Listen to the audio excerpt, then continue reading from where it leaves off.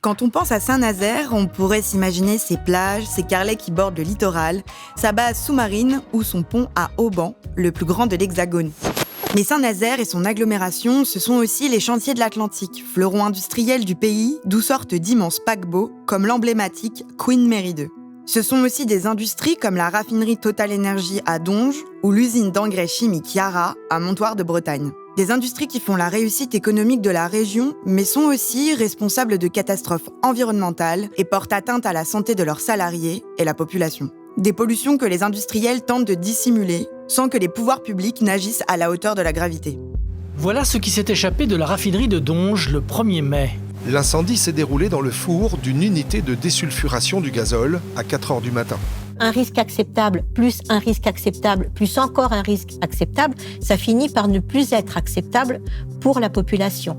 La seule chose que je peux dire, c'est un jour on me dit « tu as un cancer, je ne serais pas étonnée ». Autre problème, les fumées de l'usine qui dépassent de moitié les émissions autorisées de particules fines. Le site Yara est également champion pour les rejets de phosphore et d'azote qui favorisent la prolifération des algues vertes. Ces dernières années, c'est vraiment la barrière humaine qui faisait le boulot. Sur ce site est produit et stocké le nitrate d'ammonium, un élément chimique utilisé comme composant pour de l'engrais et aujourd'hui au cœur de l'actualité. Si cette usine explosait, dans 5 km à la ronde, montrait Paul Poulain, tout est détruit. Blast, en partenariat avec le média indépendant breton Splun, vous révèle les rouages de ce scandale sanitaire et environnemental.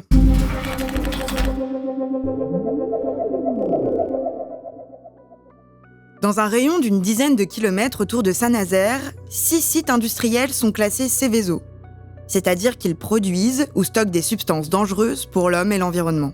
C'est le cas de Yara, leader mondial des fertilisants synthétiques qui utilise de grandes quantités de produits toxiques, comme de l'ammoniac ou du phosphore.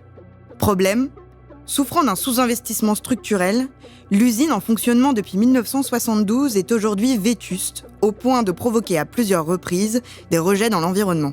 Depuis le début des années 2000, notre gros problématique, c'est les rejets d'égouts industriels et égouts pluvial, où là, on ne respectait pas les normes d'azote et de phosphate rejetés. Il y a eu des fuites d'acide sulfurique sur le site qui n'ont pas été jugulées à temps. Puis le dernier accident en date, c'est une panne d'électricité qui a entraîné un réchauffement du bac d'ammoniac et on a mis 2 heures à retrouver un générateur de secours. La multinationale norvégienne qui a racheté l'usine en 2004 a été sommée par les services de l'État de se mettre aux normes et de respecter la réglementation en matière de sécurité. Accumulant les mises en demeure, la direction a préféré payer des pénalités financières d'un total de 700 000 € plutôt que de réaliser les travaux nécessaires à sa mise en conformité, jusqu'à ce qu'un drame survienne. Le 24 octobre 2023, un employé sous-traitant âgé de 50 ans décède sur le site suite à un arrêt cardio-respiratoire. 6 jours plus tard, la direction annonce la fermeture de l'unité de production d'engrais pour ne conserver que l'unité de stockage. La concomitance de ce décès, passée sous silence par Yara, et l'annonce de la fermeture confirme les soupçons de certains salariés, des associations et la mairie de Montoire de Bretagne. Pour eux, la direction de l'entreprise aurait laissé pourrir volontairement la situation pour ne pas avoir à débourser les 35 à 40 millions d'euros nécessaires à sa mise aux normes. On aurait pu l'entretenir au fur et à mesure des années. Le problème, c'est qu'on a surtout fait du curatif. On a mis des pansements sur une jambe de bois, j'ai envie de vous dire. Et c'est surtout ça qui s'est passé, parce que moins on investissait, tant que ça produisait, ça allait, quoi. C'est les conditions de travail qui se sont fortement dégradées, parce que c'est pas d'aujourd'hui qu'on savait que le site était quand même sur la sellette.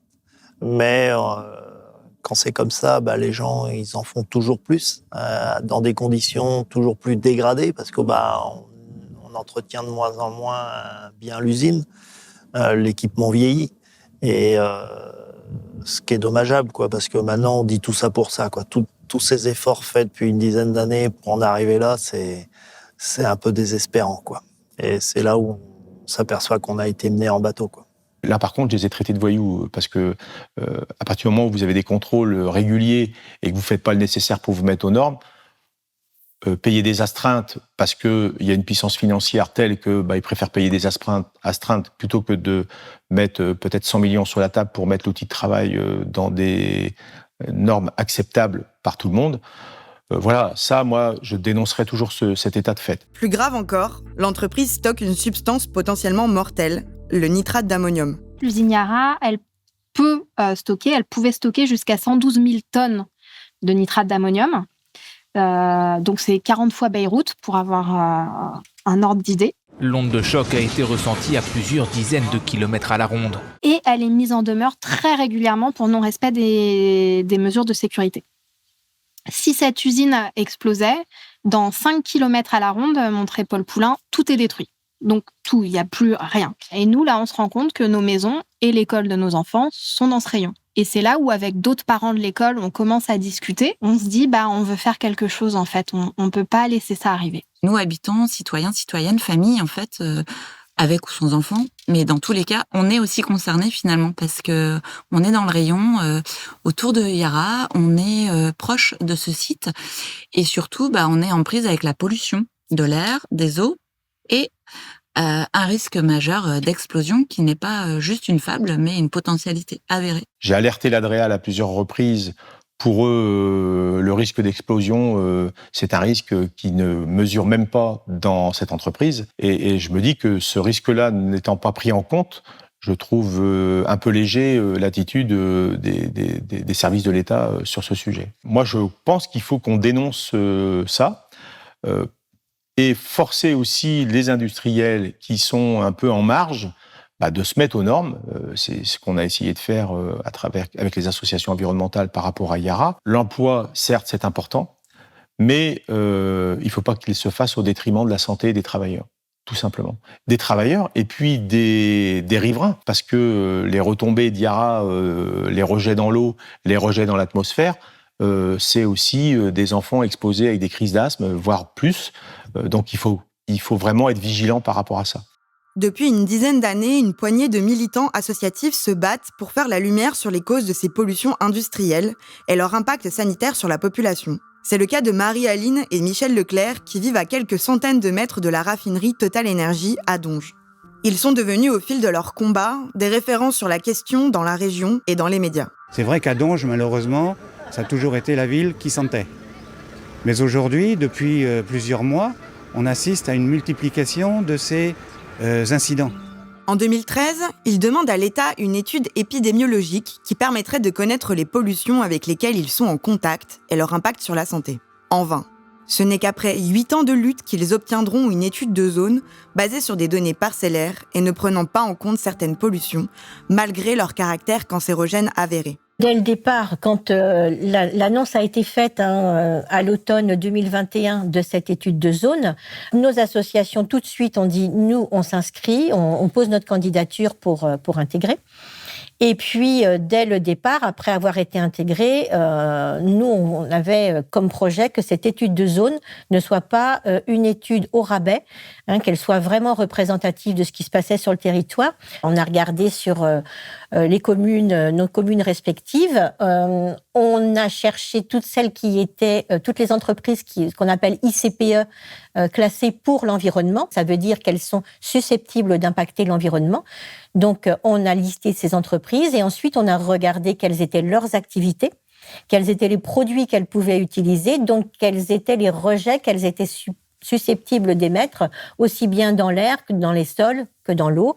Et donc, petit à petit, on a constitué cette liste-là qu'on a soumise à l'ensemble du comité d'orientation stratégique. On a demandé au service de l'État de prendre un arrêté préfectoral pour que ce questionnaire soit une contrainte pour les entreprises. C'est-à-dire que dans le cadre de l'étude de zone, on demandait à ce que l'entreprise soit obligée de retourner le questionnaire. Ça nous semblait vraiment fondamental. On nous a répondu que non, il n'y aurait pas d'arrêté préfectoral, c'était pas possible. On a bien compris qu'il n'y avait pas cette volonté de contraindre les industriels à répondre. À part les gros Céveso pour lesquels il était incontournable d'avoir la donnée, Yara n'a pas répondu. volontairement. Donc on voit bien qu'il y avait quand même pour nous une sérieuse mauvaise volonté de la part des industriels de mettre sur la table leurs données et de le faire de manière transparente. Donc forcément les données qui ont été collectées, elles étaient incomplètes, elles étaient partielles, et ce sont ces données-là qui ont été utilisées pour faire une modélisation de la pollution industrielle sur le territoire. On a très vite pointé aussi que pour chaque industrie, à chaque fois qu'on investiguait un petit peu les études environnementales qui étaient faites pour les gros industriels, on nous parlait toujours de risque acceptable. On était dans la limite du risque acceptable. Sauf qu'un risque acceptable, plus un risque acceptable, plus encore un risque acceptable, ça finit par ne plus être acceptable pour la population. Pourtant, vivre et travailler ici, c'est s'exposer à des risques de cancer nettement supérieurs au reste du pays. Les hommes vivant dans la zone ont une probabilité 42% plus élevée que la moyenne nationale de mourir avant 65 ans, selon une étude de l'Observatoire régional de la santé, ORS, des Pays de la Loire. Mais pour l'ancien sous-préfet de Saint-Nazaire, Michel Berg, l'explication est simple. Les facteurs de cancer sont consommation de tabac, consommation d'alcool. Aujourd'hui, nos connaissances sont insuffisantes pour déterminer avec précision la part des facteurs environnementaux dans ce qui est constaté. C'est la DREAL qui pilote. Donc, le préfet, il est maître d'œuvre dans cette histoire. Celui qui était à l'origine au moment du démarrage de l'étude de zone, il nous l'a répété, il nous l'a martelé. C'est moi qui paie, c'est moi qui décide. C'était aussi clairement dit que ça.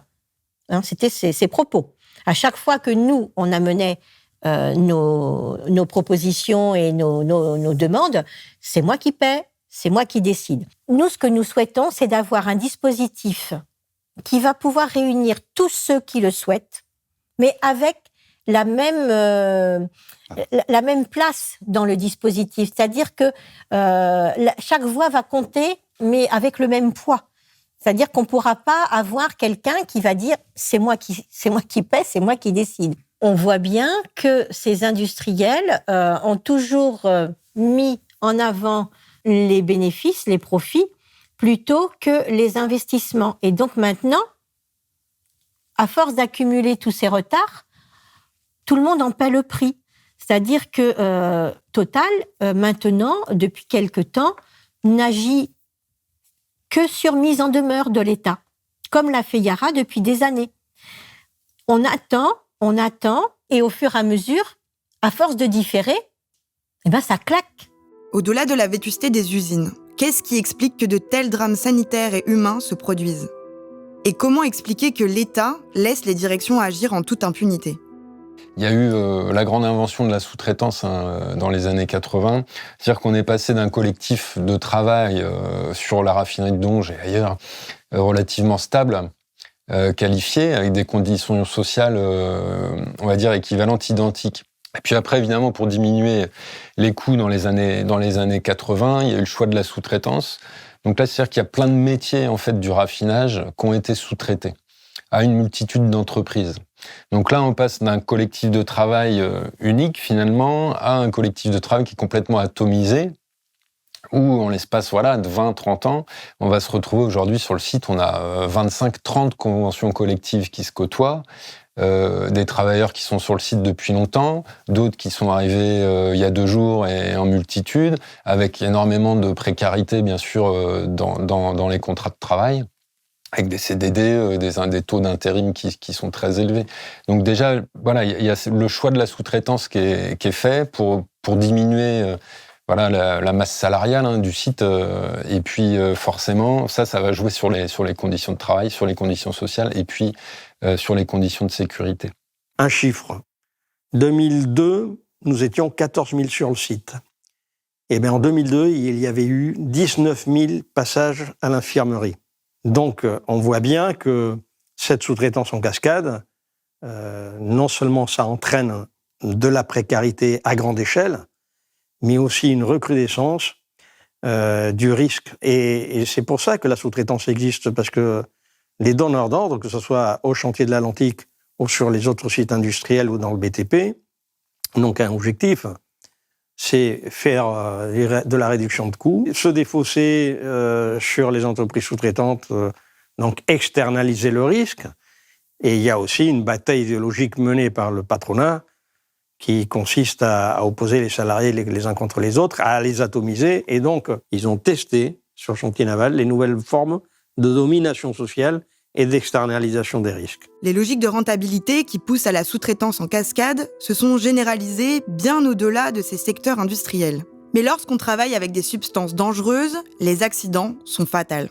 Le recours massif à la sous-traitance, avec des salariés qui ne vont pas maîtriser la langue française, des salariés qui ne vont pas être formés, des salariés qui ne vont pas être informés de l'organisation du travail, de la présence d'autres activités qui sont potentiellement accidentogènes alors même qu'elles sont en train d'exécuter leurs tâches, c'est ça qui va aboutir à des drames, aboutir à des catastrophes, aboutir à des accidents du travail. La sécurité, c'est un poste qui coûte, qui ne rapporte pas, par définition.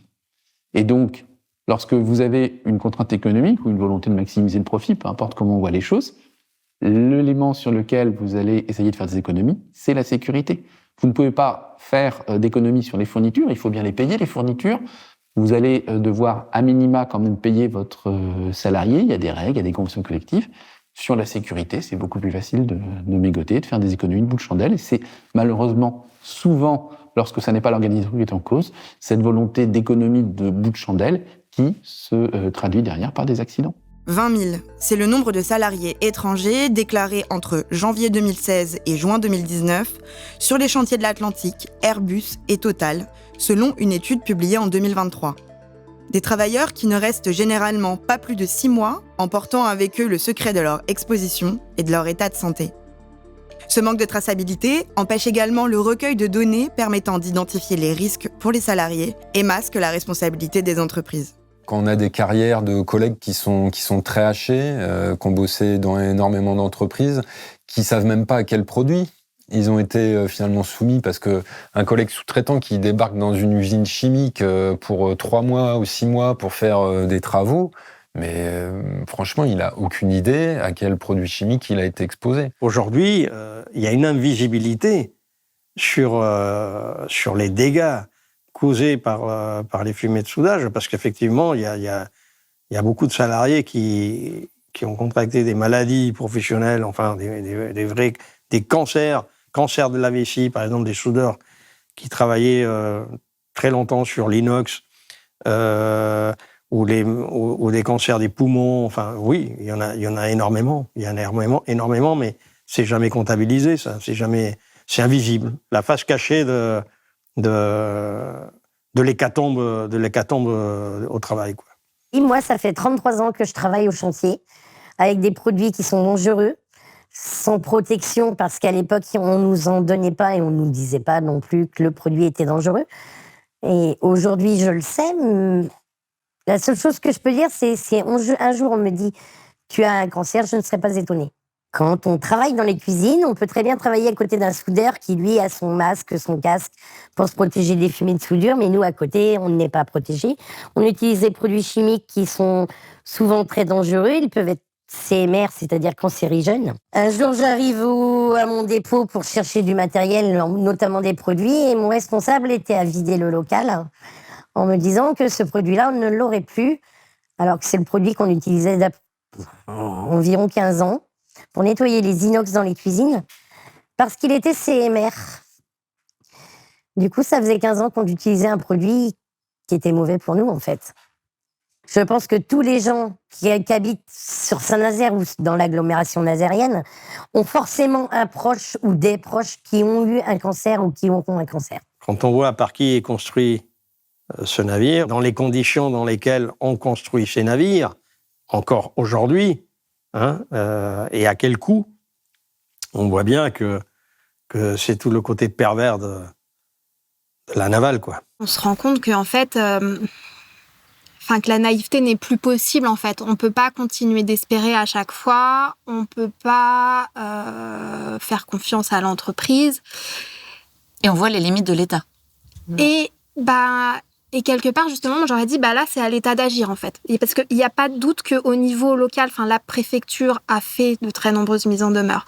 L'entreprise a été mise face à ses responsabilités plein de fois. Donc là, on ne peut rien attendre ni de l'entreprise, ni du niveau local. C'est vraiment pour ça que nous, on a adressé notre pétition certes à la préfecture, mais aussi au ministère de l'Industrie et de l'Environnement.